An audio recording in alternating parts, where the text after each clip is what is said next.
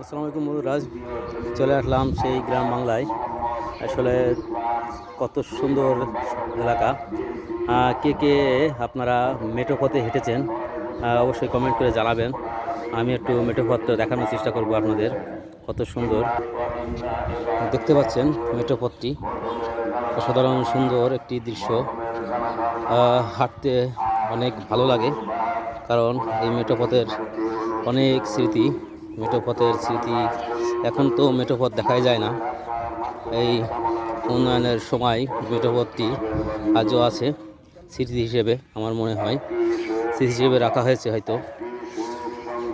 এটার কোনো আজও দাঁড়িয়ে আছে সে মেঠো পথটি। অসাধারণ সুন্দর লাগছে আমার কাছে। পাশেই সুন্দর একটি মাঠ, অসাধারণ সুন্দর দৃশ্য দেখতে পাচ্ছেন। বক আছে সাথে। ওয়াও, একটু দেখানোর চেষ্টা করছি বকগুলো আপনাদের। হয়তো নিশ্চয়ই যারা গ্রাম অঞ্চলে বাড়ি, অবশ্যই এই দৃশ্যগুলো দেখছেন।